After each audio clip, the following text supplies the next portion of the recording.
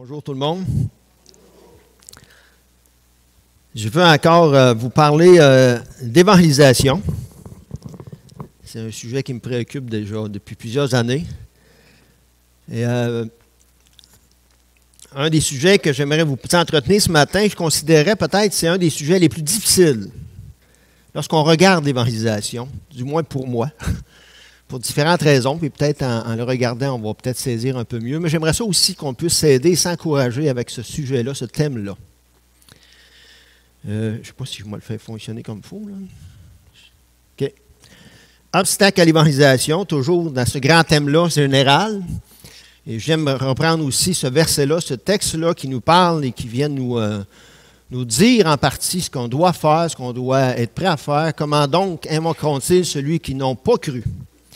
Et comment croiront-ils à celui qui n'ont pas entendu parler? Et comment entendront-ils parler s'il n'y a personne pour prêcher? Parler du message de l'Évangile. S'il n'y a personne qui parle de ce message-là, comment est-ce que les gens vont saisir ce message-là? Comment est-ce qu'ils vont le comprendre pour pouvoir choisir et le prendre pour eux? Si ça a été vrai pour nous, ça doit être vrai aussi pour les autres après.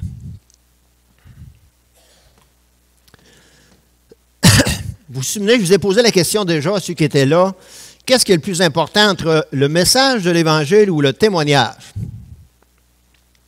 Là, dans votre tête, ça leur réfléchit un peu. Puis, oui, c'est sûr qu'il y a une ordre de priorité. Le message est quand même plus important, mais le témoignage est important en rapport avec le message. Et c'est de ce côté-là que je voudrais vous parler ce matin. Puis en rapport avec le témoignage, on pourrait parler de beaucoup de choses, de plusieurs aspects.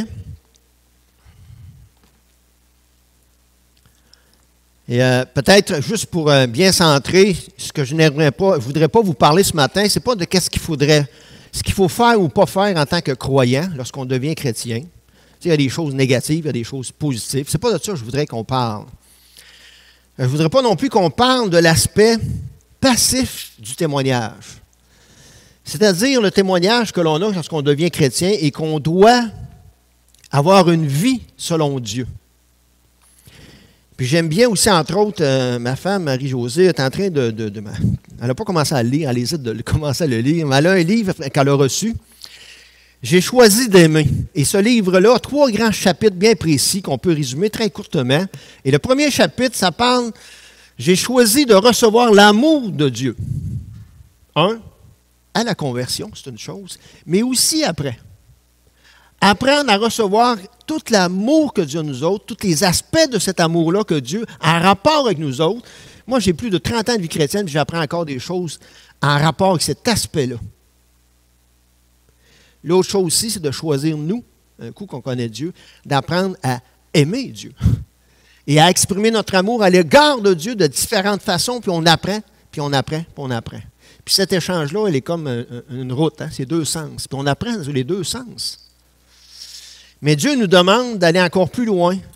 Et là, c'est le 3e chapitre du livre. Et ça nous parle parce que Dieu nous aime, parce qu'on apprend comment Dieu nous aime et qu'il nous aime au quotidien et qu'il va nous aimer dans le futur. Et que nous, on apprend à aimer Dieu de l'autre côté. On apprend à s'améliorer à aimer Dieu. Dieu nous appelle et nous demande d'apprendre à aimer les autres. Et ça englobe les 2 grands commandements. Hein. Tu aimeras le Seigneur ton Dieu de tout ton cœur, de toute ton âme, de toute ta force, de toute ta pensée. Et tu aimeras ton prochain comme toi-même. Comme ça, et ensuite comme ça. Puis là, c'est cet aspect-là qui est un peu percutant. Je voudrais reprendre aussi des aspects d'un message que j'ai déjà entendu. Quand j'ai été à une des conférences SOLA à Montréal, John MacArthur avait été invité là, puis des invités aussi des États-Unis. Il y avait des traductions. Puis parmi les messages qui ont été, c'était des très bons messages, des bons enseignements. Mais parmi ces messages-là, il y avait un message, entre autres. Il y avait même un Québécois qui nous a parlé des Québécois. C'était bon, c'était très percutant. Mais il y en a un Français de France, qui est venu et qui nous a parlé d'un aspect pratique. Et ça, là, ça déchausse. Ou ça rechausse, un des deux. Mais j'avoue que ça a été très percutant pour moi. Je me souviens exactement ce que j'étais dans la salle, à peu près aux 3/4 en avant. J'ai presque regretté de m'avoir assis là. Puis quand il parlait, écoutez, je vais reprendre des aspects de son message, je ne le prendrai pas tout au complet, mais quand il parlait, ça m'a beaucoup percuté intérieurement, ça m'a rappelé des choses. Et pendant le message, j'ai pleuré 4 fois. Et les autres fois, je me suis retenu. Parce qu'il parlait des choses vraies, pratiques, et qu'on est très hésitant. Et moi, le premier. Le message ne suffit pas. C'était le titre de son message. Et là, il nous parle d'une évangélisation incarnée. Et on doit apprendre à connaître le message de l'Évangile, on doit apprendre à diffuser le message, le dire, mais ce message-là il doit s'incarner en nous autres. Le Seigneur Jésus a parti du ciel, puis il s'est incarné dans un corps humain, puis il a marché sur la terre. Le Dieu 3 fois saint, dans un corps humain en train de marcher sur la terre. L'Évangile dans le ciel, une partie de la gloire à Dieu, qui s'incarne dans un corps humain comme les enfants de Dieu et qui marche ici-bas sur la terre. Et Dieu nous appelle à incarner le message de l'Évangile. C'est la meilleure image que j'ai trouvée. Peut-être que vous pourriez en trouver d'autres. Du moins, j'essaye, moi, de le mimer comme il faut, de l'exprimer comme il faut dans ma vie.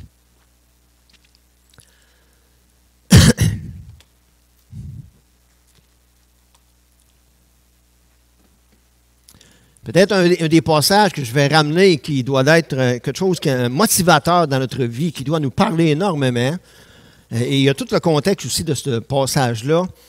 Il y a Jean, chapitre 10, verset 11. « Le bon berger donne sa vie pour ses brebis. » Puis je voudrais juste mettre un peu en contexte. Puis c'est le Seigneur Jésus qui crée encore cette histoire-là, cette parabole-là. Puis en même temps, c'est percutant sur différents aspects. Mais peut-être pour nous autres, on était un peu loin de cette époque-là, un peu loin des bergers puis des moutons de l'époque. Moi, j'ai vécu dans mon coin, parce qu'un des voisins, peut-être à 2 kilomètres de chez nous, non seulement il y en a un qui avait des vaches, c'était un cultivateur, mais aussi il y en avait un qui avait des moutons. J'ai côtoyé un peu l'aspect des moutons, mais c'est loin d'être à l'époque, parce que Saint Jésus était là. Pas à l'époque des bergers, là. Mais juste pour nous aider à comprendre un peu, quand Jésus prend cette image-là, les gens savaient complètement et très clairement c'était quoi cette image de berger et de mouton. Premièrement, dans le texte, il va parler des bons bergers, du bon berger, d'un bon berger, mais il va parler d'un pas bon berger, le mercenaire. Puis il va décrire les qualités d'un berger, puis il va décrire aussi les manques d'un pas bon berger. En partant, ça prend de deux choses différentes. Puis les gens, ils savaient exactement de quoi il parlait quand il parlait de cela. Mais Seigneur Jésus va aller plus loin encore dans sa présentation, parce que dans le français, on ne le voit pas tellement bien, mais dans le grec, puis sinon dans l'hébreu, de l'époque Jésus, il va employer des termes, des expressions qui vont l'emmener encore plus loin, puis les Juifs, ils ont une réticence à ça. Parce qu'il va dire, entre autres, qu'il était la porte, il va dire qu'il est le bon berger, puis il va dire aussi qu'il est prêt à donner sa vie, mais l'expression qui est là, ça parle de donner sa vie expiatoire. Mais en même temps, ça faisait allusion à ce que les bergers devaient faire. Puis juste pour être terre à terre un peu, puis je vais faire une comparaison à quelqu'un qui est un cultivateur, qui a des animaux, qui a des vaches à lait, et qui a une ferme, et qui entretient sa ferme. Je ne sais pas si vous en connaissez, je ne sais pas si vous en avez côtoyé, mais vous savez qu'un farmer qui a des vaches à lait, je peux vous le dire, puis je peux vous le garantir, là, puis c'est bon de se mettre ça dans le clair, que lui, là, il donne une grande partie de sa vie à ses vaches. Il a beau avoir une maison, il a beau avoir une ferme, il a beau avoir une femme, il a beau avoir des enfants, mais je vous le dis, il donne une grande partie de sa vie à ses vaches. Il n'a pas le choix. C'est comme ça. Un berger à l'époque, c'était comme ça. Quand on engageait un berger et qu'on l'entraînait, il donnait une grande partie de sa vie à ses moutons. Il devait vivre avec ses moutons 24 heures sur 24. Wow! C'était quand même pas rien. Puis un bon berger, lui, il devait veiller sur ses moutons. Il devait connaître ses moutons. Puis dans certains cas, peut-être qu'il lui donnait tout un nom. Il devait les reconnaître. Moi, j'ai de la misère à reconnaître un mouton d'un à l'autre. Mais lui, il devait les reconnaître. Moi, j'ai côtoyé des habitants, là, des gens qui avaient des vaches, là, puis les vaches, ils avaient tous le nom.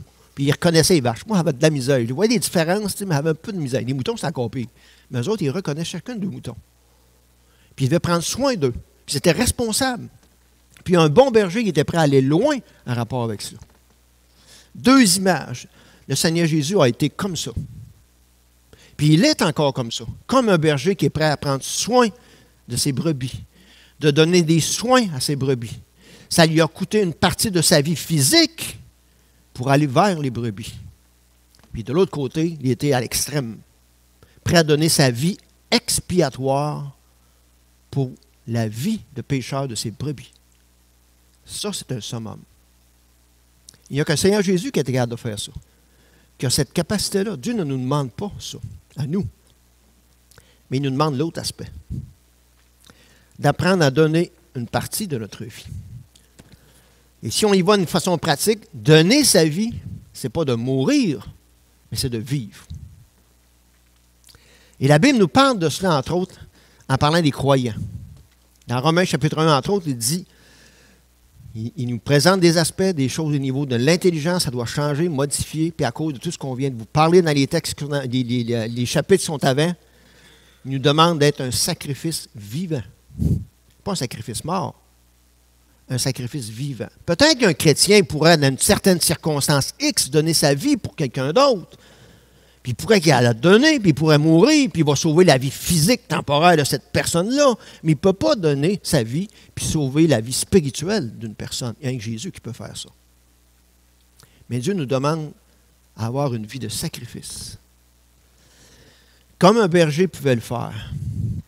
Puis l'image qu'elle est là n'est pas là pour rien.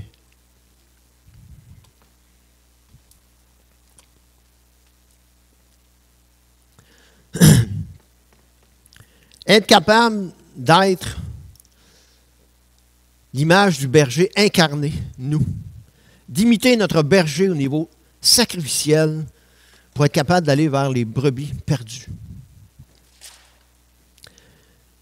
Et celui qui a prêché ce message-là, il s'appelle Daniel Mattioli. Je vais l'appeler Daniel, l'autre j'ai un petit peu de misère à le prononcer. Mais juste l'image, entre autres, qui nous a parlé, de donner sa vie, puis il faisait la différence entre expiatoire et sacrificiel. Puis il nous fait un lien, entre autres, puis il nous dit qu'est-ce qu'on a de commun en rapport avec les gens qui nous entourent autour de nous autres. Il dit, premièrement, c'est bon de regarder quand on devient chrétien, on a des choses en commun maintenant avec Dieu, maintenant avec Jésus. Puis on pourrait avoir une liste très longue. Il en mentionne 2. Entre autres, avec Jésus, on a la vie éternelle, comme lui. Et aussi, on a le Saint-Esprit, comme lui. Puis on pourrait avoir une longue liste. Mais il dit, qu'est-ce qu'on a que nous, que ça peut avoir un rôle, une importance, une utilité pour les gens autour de nous? C'est-tu utile pour eux autres qui savent que nous, on a la vie éternelle, que nous, on a le Saint-Esprit? Est-ce que c'est utile pour eux? Pas beaucoup, hein? Mais ce qui est utile pour eux, c'est le fait que nous, on soit des hommes, des femmes, parmi des hommes et des femmes.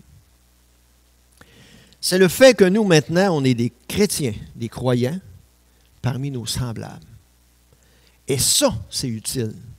Ça doit être utile pour nous, comme Daniel disait, nos contemporains, les gens autour de nous. Puis on doit apprendre à développer ça, à être ça. Daniel a donné 2 exemples de son passé pour parler d'un aspect très important. Il donne l'exemple de 2 professeurs qu'il a eu dans sa vie. Un de ces professeurs qu'il a eu, c'est Mme Étienne à l'âge de 10 ans. Daniel, d'abord, il ne vient pas d'une famille chrétienne. Daniel n'a pas été élevé chez des chrétiens, il n'a pas côtoyé des chrétiens, il ne connaissait rien à l'Évangile à cette époque-là. Puis un jour, il arrive en classe, puis l'année commence, puis il s'aperçoit, avec 3 de ses confrères à l'école, qui étaient très tannants, que c'est Mme Étienne qui va être leur professeur. Puis Mme Étienne, ça m'a l'air qu'elle était une jolie, jolie femme. Fait que les gars, au lieu d'être dans la classe, dans le fond de la classe, pour passer l'année, bien, vu que Mme Étienne était là, il était dans les premiers rangées devant Mme Étienne. Mais il ne pouvait pas s'empêcher d'être un peu turbulent et tannant. Fait que Mme Étienne s'en est aperçue. Puis Mme Étienne, un moment donné, elle leur a offert aux 3 de rester après la classe et elle voulait leur parler de quelque chose. Fait que les gars ont dit, super, ça, on va rester avec Mme Étienne. T'sais. Fait qu'à la fin de la classe, elle leur propose, elle dit, j'ai une demi-journée de congé, puis j'aurais aimé ça le passer avec vous autres, j'aurais aimé ça apprendre à vous connaître plus, puis à côtoyer, faire des choses avec vous autres. Elle dit, ben oui, super, Mme Étienne, c'est correct. Puis elle a pris une journée de congé. Puis elle était le passer du temps avec eux autres. Elle était faire des jeux, du sport. Puis entre autres, elle était à la piscine avec eux autres. Les gars étaient super contents. Mais un coup qu'elle était finie, elle a jasé avec eux autres, leur demandé ce qu'elle faisait dans la vie, leur famille, etc., durant tout un après-midi de temps. Puis durant l'année aussi, elle nous a parlé, échangé. Puis il dit, mes amis, je ne sais pas, mais pour moi, ça m'a marqué qu'elle fasse ça. Qu'un professeur prenne le temps de passer du temps avec nous autres pour apprendre à nous connaître. Puis ça n'a aucun rapport au niveau spirituel. Là. Puis moi, j'en ai connu des profs là, dans la vie, là, puis je ne me souviens plus d'eux autres. Mais elle, je me rappelle encore d'elle. Un peu plus tard, vers l'âge de 16 ans, il avance toujours dans sa vie. Il est en train de suivre un cours, puis il reste un an à finir son cours. Puis ça ne va pas bien dans sa vie, il se remet en question toutes sortes de choses. Puis là, il y a un autre professeur qui se présente là. Et son nom, c'est M. Bourcalter. Vous allez le prononcer. Il dit beaucoup moins beau que Mme Étienne. Puis il dit, à un moment donné, il dit, dans ma remise en question, je commence l'année scolaire, puis quelques temps après, il décide comme ça, pour le point, il laisse l'école. Il laisse son cours. Il n'appelle pas à l'école, il n'appelle pas ses profs, il n'appelle pas à ses parents. Il laisse l'école pendant X semaines. Il ne foutait rien, il se promenait un peu partout. Tu sais. Puis à un moment donné, sur la rue, par hasard, M. Bourcalter, il passe. Puis lui, c'était le prof principal de ce cours-là et un des profs principaux de l'école où il allait. Il le croise sur la rue. Et M. Bourcalter reconnaît Daniel. C'est tout surpris, il dit, me reconnaît, il dit, j'ai pas été là. Salut Daniel! Bonjour monsieur, il dit, ça va Daniel? Il dit, moi, je n'étais pas trop intéressé de parler, d'échanger. Tu sais. Il dit, il me lance la question, il dit, Daniel, ça ne te tenterait pas de raccrocher à l'école et de continuer ton cours? Puis, c'est un peu compliqué, il dit, l'année est avancée, là, je me réinscris, c'est impossible, il dit, la matière. Il dit, Daniel, il dit, moi, je te dis, là, je suis prêt à faire de quoi pour toi? Il dit, à l'école, là, pour l'inscription, occupe-toi pour le truc, je vais le bras assez long, je vais m'occuper de l'inscription, puis tu vas être réinscrit. Puis pour la matière, tu t'as fait une autre chose, tu vas venir le samedi, toute la journée chez moi, puis je vais te faire rattraper la matière que tu as manquée. Puis il dit, M. Bourcalter, c'était pas un gars bien social. C'était un gars qui était dans sa bulle, dans sa matière, dans sa science. Puis il dit, au niveau des échanges, c'était pas fort. C'est difficile de rentrer dans sa bulle. Puis il dit, il m'offre ça comme ça. Puis à la fin du compte, il réaccroche. Il va, il apprend la matière, il passe son cours, diplôme, etc. Il sort de là. Ce qu'il nous dit, il dit, moi encore, j'ai connu encore beaucoup de profs. Mais je ne me souviens pas de tous les profs. Mais ces deux profs-là, je me souviens d'eux autres. Pourquoi? Parce qu'ils m'ont marqué. Ils ont un impact dans ma vie. Parce qu'ils ont voulu sacrifier une partie de leur vie pour aider leurs prochains. Et pourtant, ce n'étaient pas des chrétiens. Puis ça m'a marqué. Il va dire une phrase que moi, il me marque. Ce qu'ils ont dit, je ne m'en souviens pas en tout, mais ce qu'ils ont dit a parlé moins fort que ce qu'ils ont fait. Wow! Je répète. Ce qu'ils ont dit a parlé beaucoup moins fort que ce qu'ils ont fait. Ce qui a été important, c'est ce qu'ils ont fait pour moi. Puis ça, je jamais l'oublierai. Ils ont sacrifié une partie de leur vie pour moi. Ils l'ont fait pour leur science, pour leur connaissance, pour leur valeur, mais ils l'ont fait quand même. Puis ça m'a marqué.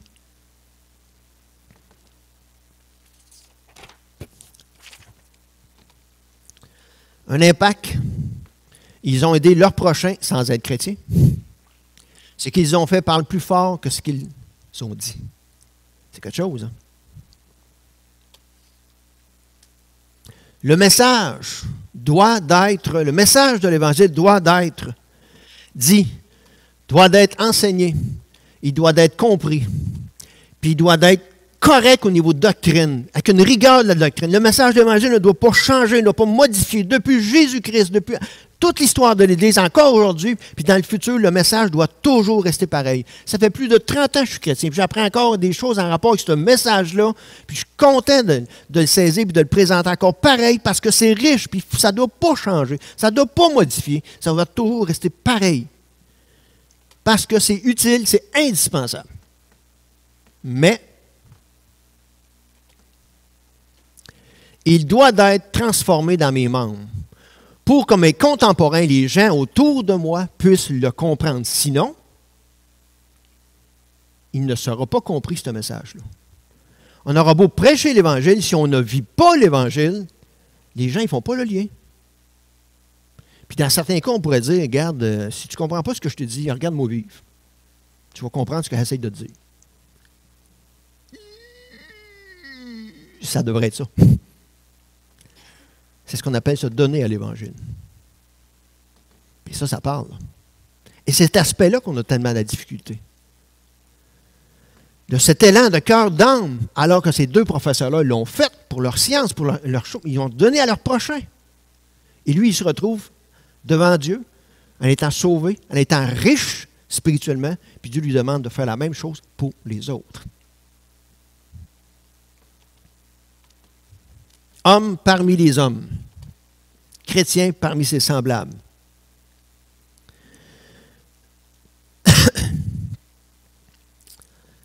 Si vous avez une Bible, vous pouvez tourner Ézéchiel 34.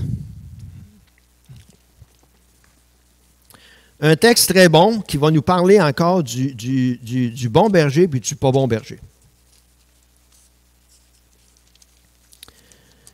C'est quand même un assez long chapitre qui va parler d'une partie négative, une partie positive. Le but, ce n'est pas tout lire le chapitre. Je vous le présente, puis puissiez le lire à la maison. Mais Daniel va sortir certains points de ce texte-là, pas tous, mais certains points du bon berger. Il en sort 4, entre autres. Puis on va essayer de les regarder un peu, pour regarder à quoi ça peut venir nous toucher, nous.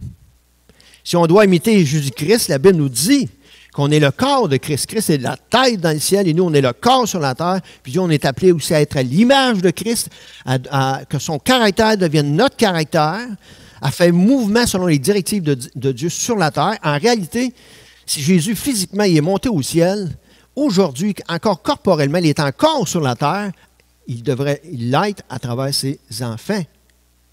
Nous sommes son corps qui marchons sur la terre à sa place. Et on doit comprendre ses directives pour obéir à ce qu'il nous dit et entre autres pour aller vers les non-croyants. Le bon berger part à la recherche des brebis dispersées. Deuxième point, le bon berger conduit les brebis vers la liberté. Troisième point, le bon berger conduit les brebis vers des lieux de repos.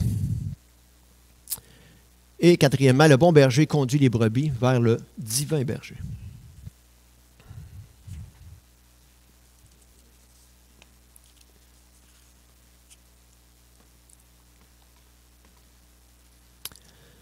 Premier passage.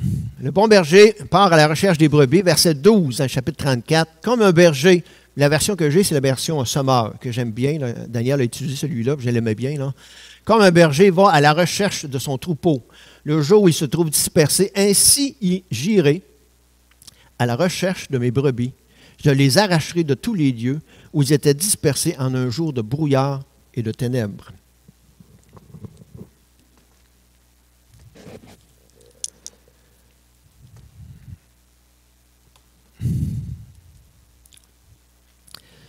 Si je ne me fais pas violence,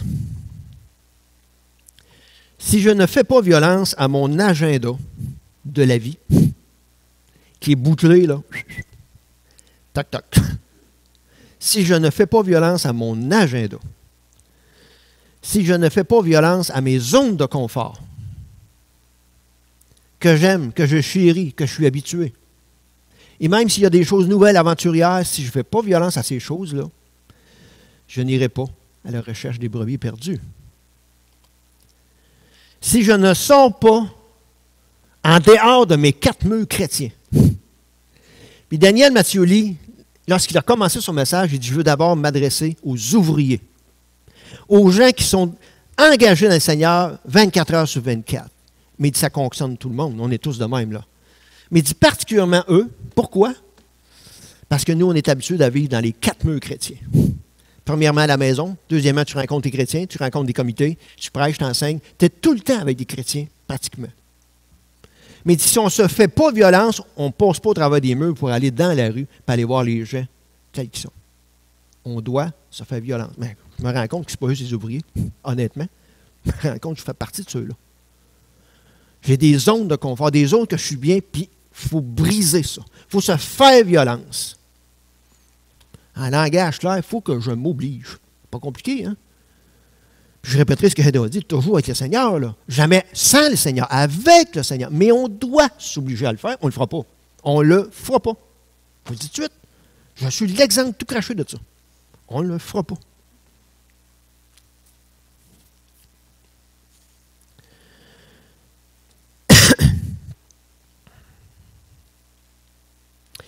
Il y a une urgence au message, un message urgent.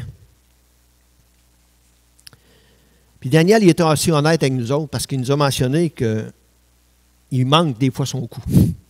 Même s'il prêche un sujet aussi important que ça, s'il arrive aussi de manquer son coup. Puis entre autres, j'étais très surpris, mais en même temps, écoute, c'est peut-être une des fois, j'ai pleuré, là. Il dit, moi, j'étais dans un hôtel, là. Il dit, je m'en allais à la conférence, là. Fait qu'il dit, je me lève le matin, puis il dit, je m'en viens, puis je suis dans la rue. Puis j'étais un peu pressé parce qu'il fallait que j'aille rencontrer des personnes, reviser un peu mes notes, puis il dit j'apportais le message que je vous apporte. Là. Mais en m'amenant un matin, je traversais dans la rue, puis j'arrive sur le bord de la rue, puis il y avait 3 clochards qu'ils appellent, des sans-abri, qui dormaient par terre, à Montréal. Puis il dit non, j'ai été obligé de l'enjamber pour continuer mon chemin. Puis il dit, il part, puis je m'en vais. Puis à un moment donné, je m'arrête, je ne sais pas, j'avais peut-être 100 mètres de fait. J'arrête, je me regarde, je reviens de bord. Puis il y avait un gars, il avait roulé, il était rendu en bas du trottoir. C'est rien, il ne posera pas l'avant-midi, il va se faire tuer. Puis je réalise que je ne me suis pas arrêté. Ça se peut-tu? Je ne me suis pas arrêté pour faire de quoi? Ça ne vous rappelle pas une parabole, ça? Le bon samaritain. Écoutez, j'écoutais Daniel, là, puis je me voyais. Je me voyais. C'est ça d'être chrétien? C'est ça? Peut-être qu'il s'en allait annoncer l'Évangile, peut-être qu'il s'en allait prêcher sur l'évangélisation, peut-être. Mais il faut incarner le message de l'Évangile. Il faut apprendre à incarner le message de l'Évangile.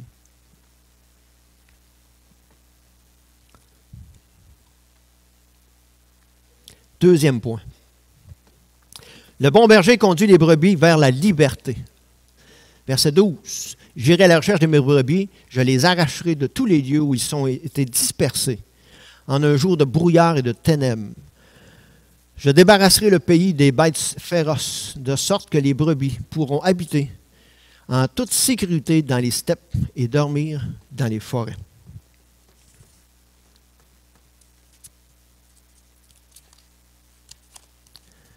Deux autres versets. Oui. Elles reconnaîtront que je suis l'Éternel quand j'aurai brisé les barres de leurs joues et que je les aurai délivrés de ceux qui les asservissent. Ils ne seront plus pillés par les nations et les bêtes sauvages ne les dévoreront plus. Elles vivront en toute sécurité sans être inquiétées de personne.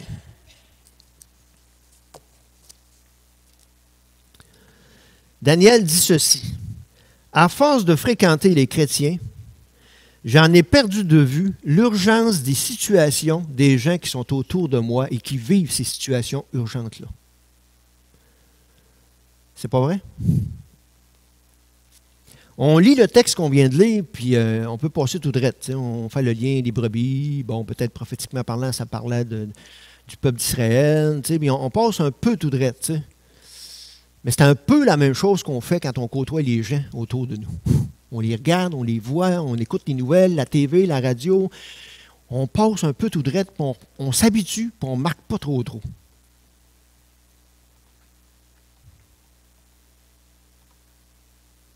Mais le texte nous parle de ceci. Les brebis, puis une brebis, là, c'est fragile. Une brebis, c'est innocent dans le vrai sens du mot. Une brebis, ça a toujours besoin d'aide. Et ce n'est pas pour rien que Dieu donne cette image-là pour parler non seulement des croyants, mais même des non-croyants.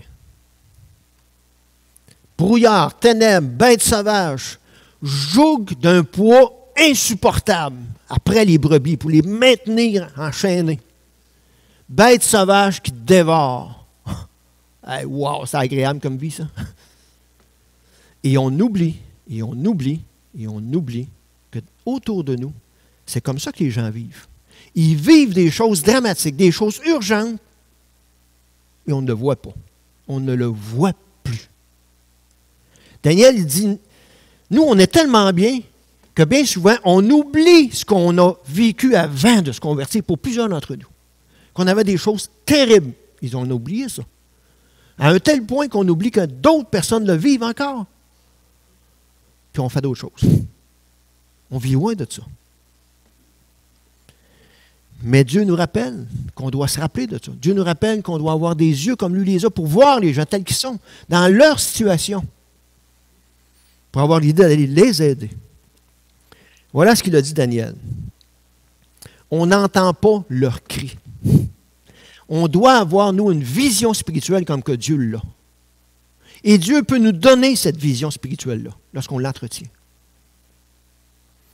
Mais les gens crient au plus profond d'eux-mêmes. Ils hurlent dans un silence intérieur et personne n'entend. Michel, mercredi, tu nous as donné un exemple d'un jour que tu as vécu au camp. Tu as fait le tour du lac, tu es allé dans un coin. puis tu vivais quelque chose d'énorme, puis tu as crié silencieusement, puis tu as crié très fort, au plus profond de toi-même. L'avantage, Michel, c'est que tu connaissais le Seigneur, puis pas longtemps après, le Seigneur commence à te répondre. Combien il y en a autour de nous qui crient silencieusement? Personne ne les entend. Qui va répondre? Dieu veut leur répondre. Dieu veut aller les aider. Puis Dieu veut passer par les chrétiens. Il veut passer par nous. Mais si on n'a pas cette vision-là, on ne pourra pas les aider. On va les ignorer. On va les bafouer. On va passer tout droit. L'Ancien Testament nous rappelle un texte comme ça avec Moïse. Puis l'Éternel est venu vers Moïse. Puis l'Éternel a dit à Moïse, « J'entends mon peuple qui crie, le désespoir, sous l'asservissement, puis je veux aller les délivrer, puis je veux t'utiliser, Moïse. » Et encore aujourd'hui, c'est la même chose. Dieu entend leur cri, Dieu voit leur misère, puis il veut aller les délivrer, les aider, comme il nous a aidés nous, mais il veut nous utiliser. Mais t'as pas de Seigneur, là. Mais là, merci de m'avoir aidé, là, mais... Et c'est pourtant, c'est ça que les gens vivent. Bien plus souvent qu'on peut le penser ou l'imaginer. Daniel Mathieu était à la conférence, puis le matin même, il a reçu un email d'un pasteur de la France directement, puis il a envoyé le email, puis il dit, je ne sais pas trop que c'est répondre, puis il dit, j'aimerais ça que tu me conseilles peut-être. Et puis, on n'entend pas leur cri, excusez. Puis la lettre, voilà ce qu'était le email. Puis c'est une dame qui a écrit, elle a trouvé un site chrétien, puis elle a écrit une lettre là, puis elle voulait avoir une réponse. Voilà ce que ça dit. « Bonjour, j'ai besoin d'aide. Depuis de nombreuses années, je me sens mal et je suis certaine d'être encerclée par des mauvaises choses. Pourriez-vous me donner l'adresse en Gironde, un endroit dans la France, une adresse d'un exorciste, prêtre ordonné par l'Église catholique, ou d'un désenvoûteur, prêtre de l'Église catholique. J'ai aussi des envies de violence contre moi seulement, colère, irritabilité, envie de tout casser, de tout lâcher, et cela n'est pas normal. Parce que j'ai une vie simple, elle ressemble à celle des autres, mais automatiquement, j'ai des barrières infranchissables. Merci de bien vouloir m'apporter votre aide assez rapidement. » Les gens crient, mais on ne les entend pas. Les gens hurlent, mais on ne les entend pas. Puis Daniel, il dit, écoutez, je sais qu'il y a des erreurs, là. Je sais qu'elle ne cherche pas de l'aide de la bonne façon, là. Mais dis-nous, qu'est-ce qu'on peut répondre à ça? Des faiseurs de miracles, des désenvoûteurs? Non. Et ce qu'on peut répondre, c'est présent. Et on peut aider les gens. Les éclairer, mettre leurs problèmes à la lumière, puis faire quelque chose en répondant présent. Comme un berger. Il y a l'étape par étape. Puis Dieu nous appelle à faire cela. Il nous rappelle aussi qu'il y a un combat spirituel. Il n'y a pas longtemps, je vous ai parlé d'élection. Je vous ai parlé que souvent l'élection nous empêche de voir des choses, quand on focus trop sur l'élection. Mais Dieu nous rappelle qu'il y a un combat spirituel, qu'il y a une guerre spirituelle. Il nous rappelle ici qu'on a un ennemi avec une armée. Puis l'ennemi aussi n'aime pas l'être humain, le malin. L'ennemi veut détruire l'être humain. L'ennemi de nos âmes, le meurtrier dès le commencement. Et son ambition première, c'est de trouver l'être humain et l'homme, peu importe qui il est, homme ou femme, de le faire mourir avant qu'il puisse avoir accès à Jésus. C'est pas compliqué. Mais c'est vraiment ça. Mais dans notre société, on perd ça de vue, là. Peut-être si on serait en Arabie Saoudite, là, ça allumerait plus les lumières. Comprenez-vous? Mais ici, on est tellement bien. Mais il y a un monde spirituel quand même, là. C'est juste que les moyens, les méthodes ont changé. Nous devons répondre présent avant que les personnes meurent pour qu'ils rencontrent le Seigneur Jésus et qu'ils soient délivrés. Ce qu'on a à leur offrir, c'est simplement une présence vivante pour pouvoir les aider. Le bon berger donne sa vie pour ses brebis. Un leitmotiv.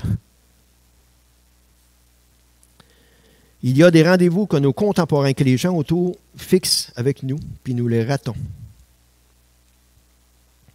Puis une des places que j'ai constaté ça beaucoup, C'est quand on a été cet été, les fermiers chrétiens, au salon de la santé et du bien-être spirituel.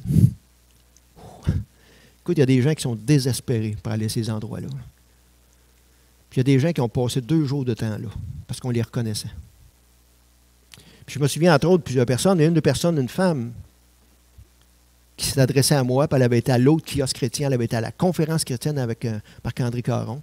Puis quand elle s'est adressée à moi, elle m'a demandé d'aller au voir. Elle a dit, je vis un deuil. Puis elle m'a amené une nouveauté. Maintenant, elle me le dit. Elle dit, je ne sais plus comment réagir. Mon fils s'est fait transformer en femme. Ah! Wow! Écoutez, elle me parlait, puis les larmes coulaient. Et là, je me suis adressé à elle. Puis elle avait compris une partie du message de quelque chose qui ne marchait pas. Puis là, ça s'est comme complété. Puis il dit, votre fils, peu importe qui il est, ce qu'il est devenu, a aussi besoin de cette solution-là. Je le résume un peu courtement. Mais le meilleur moyen d'aider votre fils, c'est de vous aider, vous. Trouvez la bonne solution, vous allez être en mesure d'aider votre fils, malgré. Le temps file. Je manque tout le temps de temps.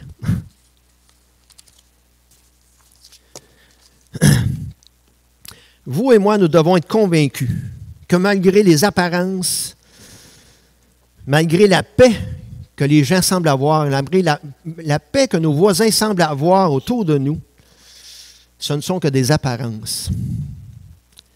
Ne nous laissons pas leurrer par ces apparences-là. Parce que nous, on a la vision spirituelle. On connaît les vraies valeurs. Eux, ils ne les connaissent pas.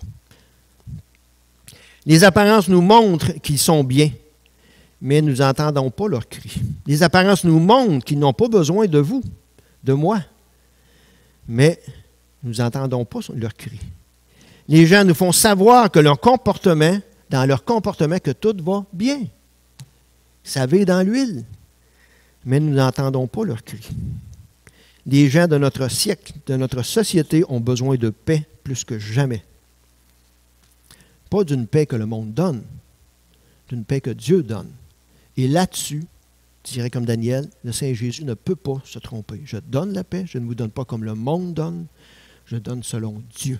Et c'est ça que les gens ont besoin. C'est ça que là, nous, on a, et c'est ça qu'on peut offrir par nous autres aux autres.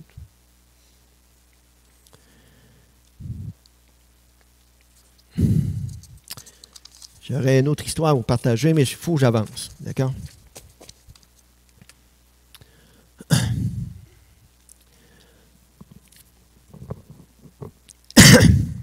Je le recule. Il faut que je le recule, je ne sais pas comment exact. Okay. Le bon berger conduit les brebis dans les lieux de repos. C'est moi qui ferai paître mon troupeau, c'est moi qui les ferai reposer. Le Seigneur, l'Éternel, le déclare. Je chercherai les brebis, ils seront perdus, je ramènerai celles qui sont éloignées, je panserai celles qui ont une patte cassée, et je fortifierai ceux qui sont malades. Daniel a fait une conférence un moment donné sur la liberté qu'on a en Christ. Un séminaire quelque part. Puis il y avait beaucoup de gens qui étaient là. Puis de nuit, durant la conférence à quelque part, il y a un pasteur qui était engagé à quelque part. Il était là avec sa femme, qui est venu le voir de nuit, un peu comme Nicodème. Puis il est venu le voir, puis il a parlé avec Daniel, puis il a dit, Daniel, il dit, moi, dans ma vie, je ne suis pas libre. C'était vraiment un chrétien, il était pasteur engagé. Mais dans ma vie, je ne suis pas libre. Fait qu'il échange un petit peu avec, il dit, qu'est-ce que tu peux faire pour moi? Daniel lui dit, moi, tu ne peux rien faire. Mais tu peux t'offrir de quoi? Je vais t'offrir ma présence. Il dit, prends-toi 2 jours de congé, puis il dit, viens faire un tour chez nous, puis il dit, on va travailler ensemble. C'est ce qu'il a accepté. Il est reparti chez eux, il était quand même assez loin de jusqu'à Daniel restait. Il a pris une vacance 2 jours, parti chez eux, ils ont été 2 jours ensemble. Puis il a dit, s'il faut, on va prier, on va lire, on va jeûner s'il faut, on va se parler. Puis c'est ce qu'ils ont fait. Ils ont échangé, puis après il est reparti, puis il est retourné chez eux. Quelques temps après, ça faisait quelques jours qu'il était à la conférence, il avait reçu cette lettre-là. Une partie de la lettre, du moins, de sa femme. Et sa femme s'adressait à lui et à sa femme, à lui, à Daniel. J'espère que vous allez bien, vous et vos enfants. Nous avons passé d'excellentes vacances avec Pascal, le type en question, après son passage chez vous. Je voulais vous remercier pour votre accueil chaleureux et pour votre amour pour les autres. Vous obéissez. Christ comme modèle. Et les bénédictions de ceux que vous accompagnez sont grandes. J'ai toujours été convaincu que Dieu accomplirait pour Pascal ce qu'il avait prévu. Mes prières allaient dans ce sens. Les années avançaient sans grande victoire. Depuis le séminaire de cet été, le Seigneur m'a ouvert les yeux et m'a montré cette lumière au bout du tunnel. J'ai enfin compris pourquoi la vie, la communion, les projets étaient difficiles avec Pascal. Septembre et octobre, qui venaient juste de passer, ont été les mois les plus difficiles de ma vie. Mais j'avais la certitude et l'assurance d'avoir enfin trouvé un tournant. Et quand son mari est revenu chez eux à la maison, quand j'ai retrouvé mon mari le 21 octobre, complètement changé, des détails que moi seul je peux distinguer dans la vie quotidienne de mon mari. Et voilà la phrase. Un homme transformé, visité de l'intérieur, mais complètement visible de l'extérieur. Wow! Il n'y a qu'une femme pour être capable de déceler là chez son conjoint. C'est quelque chose. Dieu est grand. J'ai pu expérimenter encore l'amour, la fidélité de la puissance de Dieu. Nos vacances ont été une occasion de remettre nos plans de vie entre les mains du Seigneur et de reconstruire les piliers de notre famille. Cette expérience m'a ouvert les yeux sur le problème au monde du diable et en même temps sur la réalité de la nécessité de la prière. Regardez bien. J'avais fait un planning avec des personnes de confiance qui se sont engagées. Nous avions été, en tout cas, engagés durant 7 journées pour toi et pour Pascal sans interruption. C'est-à-dire, les 2 jours qui étaient partis, 24 heures sur 24, il y a des gens qui ont prié pour eux. Wow! Pas trop en bas, hein? Je me rappelle le message d'un nommé Martin Labonté. Prenons le temps de le réécouter. Le temps fut une bénédiction pour moi aussi et m'a fait grandir dans ce domaine. La paix selon Dieu. Pas selon le monde, mais selon Dieu. C'est ça d'être berger. Même parmi les enfants de Dieu. Puis Daniel a dit, ça peut-tu arriver? Qu'un chrétien se présente dans sa vie chrétienne, puis qu'il traîne des vieilles casseroles de son ancienne vie encore dans sa vie, et qu'il ait besoin, comme une brebis, d'être guéri, soigné, pensé. Oui, c'est possible. C'est encore possible. C'est pas de la magie, la conversion, là. C'est tout à fait normal. Puis même si quelqu'un n'a pas des casseroles de son passé, ça peut arriver dans sa vie, il reçoit des nouvelles casseroles, puis il a besoin.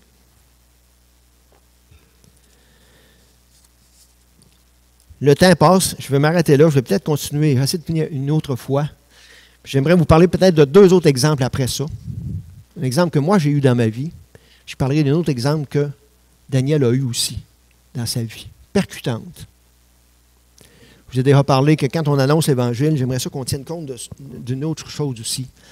C'est qu'on côtoie non seulement des gens non-croyants qui ne connaissent pas l'Évangile, qui n'ont pas reçu l'Évangile. Puis moi, ça m'est arrivé, puis ça m'arrive encore gros, surtout quand je retourne par chez moi, je côtoie des gens qui ont délaissé le Seigneur.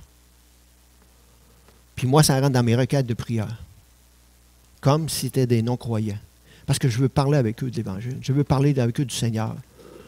Je veux avoir du tact, de l'intelligence, une façon de faire pour les approcher, pour qu'ils reviennent au Seigneur. Pour que le Seigneur puisse prendre soin d'eux, les soigner. Comme qu'il l'a fait pour moi, comme qu'il l'a fait pour moi, qu'il le fait encore, et comme qu'il veut le faire pour les non-croyants. Le message ne suffit pas. Le message de l'Évangile doit être incarné dans chaque croyant. On va terminer avec un mot de prière. Seigneur, Seigneur, Seigneur.